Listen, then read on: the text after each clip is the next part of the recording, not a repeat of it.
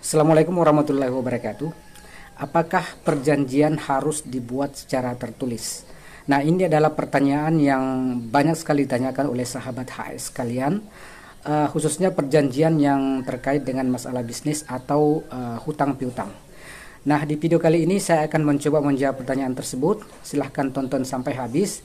Dan bagi sahabat-sahabat yang belum subscribe channel ini, silahkan subscribe terlebih dahulu dan jangan lupa tekan tanda lonceng. Oke, baik. Pada prinsipnya, semua perjanjian, baik yang dibuat secara tertulis maupun secara lisan, tetap sah dan mengikat secara hukum selama perjanjian tersebut memenuhi syarat sebagaimana yang dimaksud pada pasal 1320 KUH Perdata. Adapun pasal 1320 KUH Perdata tersebut mensyaratkan bahwa syarat sahnya perjanjian itu harus memenuhi 4 unsur. Yang pertama, sepakat. Maksud dari unsur ini bahwa para pihak yang melakukan perjanjian tersebut harus sepakat mengikatkan diri dalam perjanjian yang dimaksud. Kemudian yang kedua, cakap, artinya para pihak adalah orang-orang yang dapat bertanggung jawab secara hukum, tidak termasuk orang gila, bukan anak-anak atau sudah dewasa. Dengan kata lain, para pihak tersebut merupakan subjek hukum yang sah dan ya istilah hukumnya adalah cakap. Kemudian yang ketiga, perihal tertentu. Maksudnya adalah objek yang diperjanjikan adalah sesuatu yang sudah jelas atau tertentu. Kemudian syarat yang keempat yakni kausa yang halal. Artinya bahwa yang diperjanjikan harus sesuatu yang dibenarkan secara hukum. Maksudnya bahwa kita tidak dibenarkan untuk membuat kesepakatan tentang hal-hal yang dilarang secara hukum, misalnya yang bersifat kriminal dan sebagainya. Jadi sahabat, sampai di sini sudah sangat jelas bahwa bentuk perjanjian tertulis bukanlah syarat sahnya sebuah perjanjian. Lalu mengapa sebuah perjanjian sebaiknya dibuat secara tertulis? Atau apa urgensinya sebuah perjanjian harus ditulis? Sekali lagi, tidak ada keharusan suatu perjanjian dibuat secara tertulis, karena perjanjian lisan pun tetap sah dan mengikat secara hukum selama perjanjian tersebut memenuhi syarat-syarat yang saya sebutkan tadi, yaitu 4 unsur yang disebutkan dalam pasal 1320 KUH Perdata.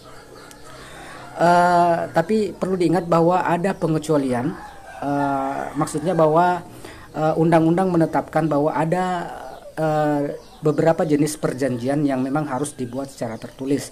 Jadi untuk hal ini harus dikecualikan.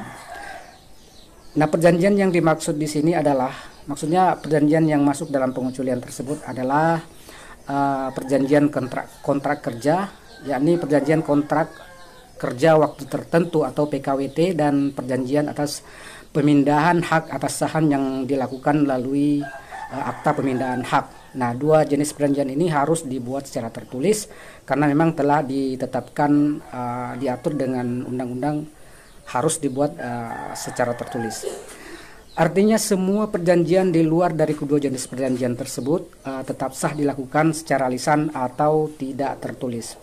Hanya saja perjanjian lisan akan sangat sulit dibuktikan, khususnya jika kelak terjadi perselisihan antara para pihak.